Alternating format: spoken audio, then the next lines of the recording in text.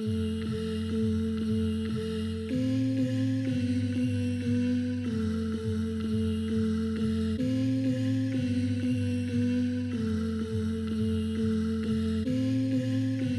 and welcome back to episode 2 here of the SkoodSports vlog here on SkoodSports. I'm John Skoudris, excited to bring you all the sports that fit into one video.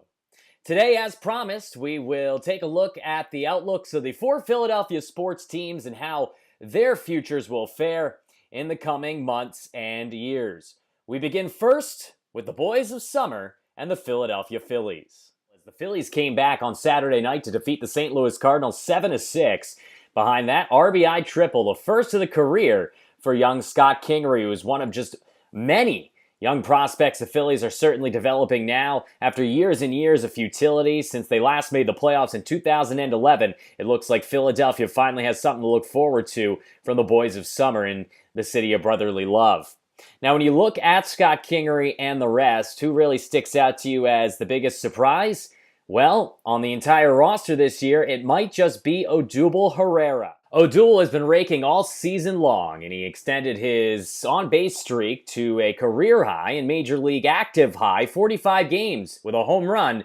This home run, in fact, on Saturday night. Unfortunately for Odubel and the Phillies, they did succumb to the Cardinals in Game 4 of 4 of the series down from Busch Stadium in St. Louis. They split the series 2 games apiece with the 5-1 loss on Sunday. Young Jack Flaherty, the starting pitcher for the St. Louis Cardinals, recording 13 strikeouts, including a couple of Odubel Herrera, who struck out for the 3rd time to finish up an 0-for-4 day in the 9th inning against another young right-hander, Jordan Hicks. No, not the Eagles linebacker who's always injured. Instead, a fireballing right-hander for the St. Louis Cardinals. What's so special about Hicks, you ask?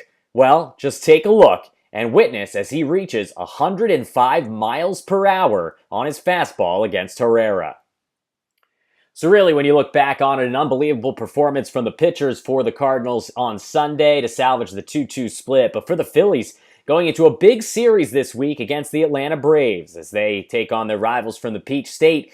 And the winner of this series is really going to come away with first place in the National League East as 2 surprise teams, 2 young teams, Ronald Acuna, Dansby Swanson over there in Atlanta. And of course, for the Philadelphia Phillies, you have the young pitchers, the young outfielders, and the young infielders now with Scott Kingery, Cesar Hernandez, etc., rallying around what is a very good pitching staff. So it'll be interesting to see who wins this series. If the Phillies do, I feel pretty confident in them remaining in contention throughout the summer. It'll be interesting to see if they decide to buy at the trade deadline with such a young team, but more on that later on in 2018. I suppose we now call you full-time NBA analyst. For us, as Simmons comes up with a steal, goes down and finishes with a right hand. Tonight, the bench of the Celtics having the better of it so far. Simmons beating Larkin to the punch, going all the way home, and Ben Simmons lays it in. We now transition to the Philadelphia 76ers. Of course, the Sixers were unable to complete the comeback against a Boston sports team in 2018 like the Philadelphia Eagles were able to, but what a year it was. Over 50 wins, 52 to be exact, for a team who got scorching hot towards the end, even after Markelle Fultz did the only thing he did at all in his bust of a rookie season, which is elbow Joel Embiid and knock him out for the first couple of games of the playoffs. But when you look at this Philadelphia 76ers team, I think that most Sixers fans, save for a few people I know who want to trade Ben Simmons, who are cuckoo, basically should know that this really was house money this season. The Sixers weren't predicted to win more than 44 games at the most by many people after not having won more than 20 at all the last couple of years, 2 years removed from a 10-win campaign. So just to get to the playoffs was outstanding. To win a round, for that matter, was icing on the cake. And while many predicted after they won in the first round that they were going to take care of business against the Boston Celtics, well, we know for sure Brad Stevens has proven that he is the best coach in the NBA, maybe outside of Greg Popovich, but even that is an argument for another day. But for the Philadelphia 76ers, I think the keys going into the offseason are pretty obvious. They need to find one more piece of the puzzle to fit into that roster and that rotation for Brett Brown to utilize. I mean, you talk about a team that got 52 wins and won a playoff round without even the help of the number 1 overall pick. Now, we do expect Markelle Fultz to be a little bit more next year, but what is he? Is he a shooter? Is he a combo guard? We expected him to be a good shooter coming out of the draft. That's what we were sold, but we were sold a bit of a bill of goods from what it looks like from his first campaign. Fultz really struggled to get anything going in his time on the floor. Now, many will say, well, he didn't play much, and when he did, he was hurt. But until we see results, I can't put the 2018-19 season on the shoulders, no pun intended for a guy with injured shoulders, on Markelle Fultz. You can't do it. You can't do nothing this offseason, bring back the same pieces, all the European three-point shooters, and expect next year to change because, let's face it, Boston's going to get better. They're getting Gordon Hayward back next year. They're going to have Kyrie Irving 100% after his surgery in this offseason and, of course, this postseason that he's missed. And they're already a team that perhaps could go to the NBA Finals 2 wins away from a berth in the NBA's championship round. So it's going to be interesting to see what the Sixers decide to do. A lot of speculation on whether they should go out and acquire LeBron James or trade for a Kawhi Leonard. I'm hesitant to make a trade for Kawhi for a couple of reasons. One being you'd have to give up a ton just to get the Spurs to move a guy that they have under control for another year.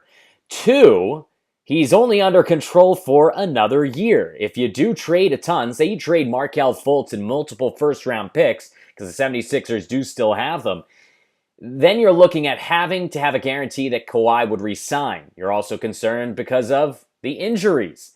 He missed most of this year with injuries and didn't seem all that interested in returning to the San Antonio Spurs, despite the fact they are a playoff team who could have used him in their rotation. So there's a couple of commitment issues, some toughness issues, but mostly just durability issues with Kawhi Leonard that would make me hesitant with regards to trading Markelle Fultz and multiple first-round draft picks, especially when you're talking about a Lakers pick now that's number 10. The Sixers have their own pick later on in the draft. I think it's 26, something like that. And then, of course, next year they will have the lower of either the Sacramento Kings unprotected first-round pick and their own first-round pick. So it's going to be interesting to see what they decide to do. My money would be on the 76ers pursuing LeBron James once free agency opens on July 1st. And if they do end up getting LeBron James, well, and then that would be icing on the cake. I mean, you're talking about a guy in LeBron who's, at best, when he's distributing, you now have 2 of those guys with him and Ben Simmons. But LeBron has really been echoing over the last year or two that he wants to play off ball. He's a little bit sick of being point guard. He wants to try to be the alpha dog playing off ball, and that would be perfect for the 76ers because you can have Ben Simmons be the point forward, distributing to LeBron James, who then can go inside to Joel Embiid. They'll still hopefully have Markelle Fultz because you'd only have to sign LeBron to a free agent contract. You wouldn't have to trade for him. So that's an interesting pickup that I think the 76ers should definitely pursue. It's not going to be easy, obviously. We've seen LeBron pursued by what feels like half the league, certainly every big market outside of the 76ers, and maybe the Boston Celtics have been serious about acquiring him, and none of them, except for Miami and Cleveland, have been successful in doing so. So it's going to be interesting to see what happens this summer when free agency hits in the NBA. But for me, if I was the GM of the 76ers, I'd put my eggs in the LeBron basket. If you don't get LeBron, if he decides to move west to LA or anywhere out there, or even stays in Cleveland, which I think is unlikely, well, then you have your backup plans, which might just be to bring back the crew from last year and hope that Markelle Fultz can progress, that Ben Simmons can figure out how to shoot better than my 4-year-old nephew. And then, of course, you also could expect added progression and growth from the young players. And you have 2 first-round picks, which we'll hit on here later in the SkoodSports vlogs this spring and summer, as we, of course, have the NBA draft coming up later on this summer with the 76ers holding 2 first-round picks, including a top 10 pick from the Los Angeles Lakers. So more on the 76ers later on, but definitely a lot of intrigue for Philadelphia in 2018. All right, that'll wrap things up here on the SkoodSports vlog here on SkoodSports. Next time on the vlog, we'll take a look at both the Eastern and Western Conference Finals in the NBA, as well as a preview of the Stanley Cup Final, where the Vegas Golden Knights have achieved the unthinkable, getting to the Stanley Cup in their first year of existence. We'll also take a look here in the coming week at the Philadelphia Flyers and the Philadelphia Eagles as we wrap up our 4-sport look at the city of brotherly love. Until next time, good night and good luck. I'm John Skudras. This is Skood Sports.